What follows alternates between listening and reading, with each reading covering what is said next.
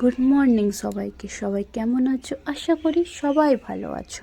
তো আজকে আমি সকাল সকাল এসে গেলাম পুজো নিয়ে। যেহেতু আমাদের ঘরে আজকেও মঙ্গলচণ্ডীর পুজো আছে, তাই মা সকাল সকাল ফল কাটছিল। বেশ সকাল হয়নি, কিন্তু মোটামুটি 9টার মতন হচ্ছিল। এই যে মায়ের সব কিছু হয়ে গেল, মা বেরিয়ে যাবে এবারে পুজো দিতে ভালো করে। আর আমি এসে গেলাম টুনটুনির কাছে, টুনটুনিকে একটু খেলাতে। তার জন্যে ওকে খেলাচ্ছিলাম, কথা বলছিলাম। ও আবার ক্যামেরা এত ভালো করে তাকিয়েছে, বলার কথা নেই। অ্যাকচুয়ালি ও বলছিল আমাকে নিয়ে চলো, আমাকে ঘোরাও, কিন্তু এই পরিমাণে গরম কি ওকে কি ঘোরাবো। এই যে কান্না শুরু করে দিল। তারপরে ওকে একটু ঘুরালাম, ঘুরিয়ে টুরিয়ে ওকে বাবাকে দিয়ে দিয়েছিলাম। কেন, বাবার কাছে অনেক ভালো থাকে। বাবা ওকে যেরকমই রাখুক, কোনো দিন চিৎকার করে না, কোনো দিন কাঁদে না, কোনো দিন কিছু হয় না। আর আমরা বললে আমাদের কাছে আসতেও চায় না। এই যে তারপরেই আমি এসে গেলাম একটু পিছনের কিচেন গার্ডেনে। কিচেন গার্ডেন থেকে নিয়ে নিলাম 2-4টা লঙ্কা, যেহেতু লঙ্কা খুব ঝাল এটা লঙ্কা। এই যে নিয়ে চলে গেলাম। আচ্ছা, তার জন্যে নিলাম এই যে কলাই সিদ্ধর জন্যে। তারপরে মা পুজো করে এসেই আমাকে প্রসাদ দিয়ে দিল, খাচ্ছিলাম। খেয়ে দিয়ে উঠে সবগুলো কাজ করে সন্ধ্যাবেলা জানেন আজকে ঘুমিয়ে গেছিলাম, বেশ ভালোই ঘুম লেগেছিল।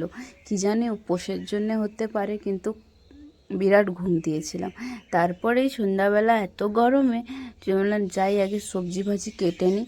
আচ্ছা, আজকে আমাদের তরকারির মধ্যে হচ্ছে কাবলি ছোলা, লুচি লুচি ওটার জন্যেই আজকে আলু কাটা স্টার্ট করছিলাম। এই যে জল দিলাম। আর আচ্ছা, আমি রাস্তার মাঝখানে বসে আছি, মানে দুয়ারের কাছে বসে আছি, এত গরম।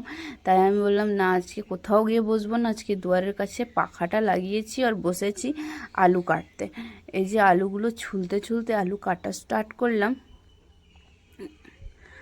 আচ্ছা, কে কে এরকম টাইপের আলু কাটে? আমার বাপের বাড়িতে হলো আলুটাকে আগে সিদ্ধ করবে, তারপরে ওকে কাটে। আর এখানে দেখলাম আলুটাকে ভালো করে কেটে ওর সাথেই সিদ্ধ করে দেয়।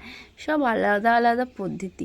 এখানে এসে অনেক কিছু শিখতে পারলাম, অনেক কিছু জানতে পারলাম, অনেক কিছু অনুভব করতে পারলাম কি কীরকম কি হয় না হয়, কীরকম কী ধরনের কী হয়। হ্যাঁ, বাপের বাড়িতে জানি না এটা না, কিন্তু বাবার বাড়িতে খুবই আলাদা সব কিছু। মানে সব কিছু বলতে সব কিছুই আলাদা। এখানকার খাওয়া দাওয়ার, থাকা, মানে একবারে পুরো চেঞ্জ। তার জন্যই বলে তো আদার কাস্টে বিয়ে করলে কিন্তু সব কিছু ডিফারেন্ট ডিফারেন্ট নতুন নতুন শিখতে আলাদাই মজা হয়। তার জন্যই এখানে অনেক কিছুই শিখছি। এই যে কথা বলতে বলতে আমার সব সবজি আলু আর ছোলা দেওয়া হয়ে গেল ওখানে। এবারে দিয়ে প্রেসারে বসিয়ে দিব ওর মুখখানে, তাহলেই হয়ে গেল আমার সিদ্ধ।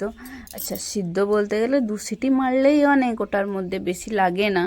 আর আমার দিদি যে করে, সে করে ধিমা আছে একটু বসিয়ে দিলে আর একটা সিটি মেরে নামিয়ে দেয়। কিন্তু আমি ওটা তো জানি না অত কিছু, তার জন্যে আমি আস্তে করে 2টা সিটি মেরে ছেড়ে দেয়।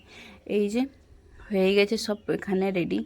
সবগুলো মুছামুছি করছিলাম, পরিষ্কার করা। কেন, পরিষ্কার না করলেও জ্বালা। নোংরা জিনিসে রান্না করতে খুবই কষ্ট হয়, তার জন্যে আমি কাজ করতে থাকি আর সামনে সামনে একটু পরিষ্কার করতে থাকি। পরিষ্কার করলে কি কোনো প্রবলেম হয় না। আচ্ছা, নুন দিয়া, যেহেতু আজকে নিরামিষ, তার জন্যে আজকে নুন অন্য জায়গার থেকে আমরা এনে দিই। এইসব নুনগুলো সব সাইড করে রাখি, নুন মশলা সবজি সবগুলো একসাথে দিন রাখি না, আলাদা আলাদা করে রাখি। তাই সবকে সাইড করে ভালো করে রেখে দিচ্ছিলাম। এই যে বন্ধ করে দিয়েছিলাম। এত পরিমাণে গরম, আমি ভাবছিলাম কখন যে রান্না শেষ হবে আর কখন যাব আমি চান করতে। সত্যি যে পরিমাণে গরম ছিল, লাগছিলই না কি গিয়ে একটু উনানের কাছে বসি। তখনও উনানের কাছে বসতে হয়েছে, কিছু করার নেই বলেই। এই যে আমার বসে গেল। এবারে চলে গেলাম ময়দা ছানতে। যেহেতু ময়দাটা দোকান থেকে আনা হয়েছিল, আমরা না একটু পরিষ্কার করে তারপরেই কিছু করি, তাই একটু ভালো করে পরিষ্কার করে রেখে দিয়ে আর দুধটা আগে গরম করতে লাগলাম। দুধটা ভালো করে বেশ সন্ধ্যাবেলা, যেহেতু আগে সকালবেলা দুধ আসতো, এখন বাবা এত দুধ যেতে পারে না দুপুরবেলা, তার জন্যে আমরা সন্ধ্যাবেলায় দুধ নিয়ে আসি। দুধ নিয়ে এসে ভালো করে আগে ওটাকে রেখে দিব, তারপরে অন্য কাজে যাব, তার জন্যেই দুধটা ভালো করে করে দিচ্ছিলাম। এই যে দেখতেই পাচ্ছেন। আচ্ছা, আমার কানে হেডফোন আছে, আমি আমার পিসির সাথে কথা বলছিলাম, যেহেতু পিসির সাথে কথা বলতে বলতেই কাজ করছিলাম, তার জন্য। এই যে আমার আটা মাখা, মা মাখবে, আমি মাখবো না, তার মধ্যেই আমার টুনটুনি মা পাখু পড়তে বসেছে, পড়ি আমার ভালো করে পড়াশোনা চলছে ওর, পড়তে যে কান্না ওর আর বলার কথা নেই। মা ওখানে আটা মাখতে গেল, আর আমি এখানে পুলপুলিটাকে নিয়ে বসলাম খেলাতে। আমি বললাম তুইও পড়তে শিখ যা দিদির মতন।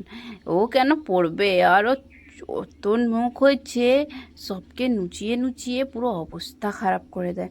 আমার শাশুড়ির মার আটা মাখা যে এত ভালো হয়, এত ভালো হয়, এত সফট হয় খেতে, কি বলাই আলাদা। এই যে তারপরে সব কিছু হয়ে আমি লুচিটা ছেঁকে নিচ্ছিলাম, যেহেতু লুচিটা দিদি বলেছিল কি আমাকে দে, আমি করে দিলাম। না, তুমি স্নান হয়ে গেছে তোমার, বেকার আর তোমার দরকার নেই করা, আমি এটা কাজ করে নিচ্ছি বলে আমি ছাঁকতে শুরু করলাম ভালো করে। এই যে রাত্রেবেলা বাতাসও নেই, কিছু নেই, একবারে মানে অসহ্য লাগছিল। ভাবছিলাম কখন যে করব, কখন যে স্নান করব, সেটাই ভাবতে ভাবতে কাজ করছিলাম। এত গরম, আর কালকে সারা রাত ঘুম হয়নি, এত কষ্ট হচ্ছিল, এত কষ্ট হচ্ছিল। এই যে আপনাদের সাথে কথা বলতে বলতে আমার প্রায় লুচি ছাকাও শেষ হয়ে গেছে, দেখতেই পাচ্ছেন। এতগুলো দেখাচ্ছে, কিন্তু এই যে ঠান্ডা হলে একটু হয়ে যাবে। তারপরে দিদি বলল তুই যা, আমি সবজিটা তরকারিটা বানিয়ে দিব। তাই দিদি তরকারিটা রান্না করছিল, আর আমরা বললাম দিন একটু তাহলে ভিডিওটা করি। বলছে গরমে থাকতে পারছি না রে রুচি, আমরা সেম কেস। এই যে সবজিটাও প্রায় রেডি হয়ে গেছে, এবারে খাবার পালা। এই যে আমার খাওয়া দাওয়া শেষ করে মুখ হাত ধুয়ে প্রায় রুমে এসে গেলাম। আশা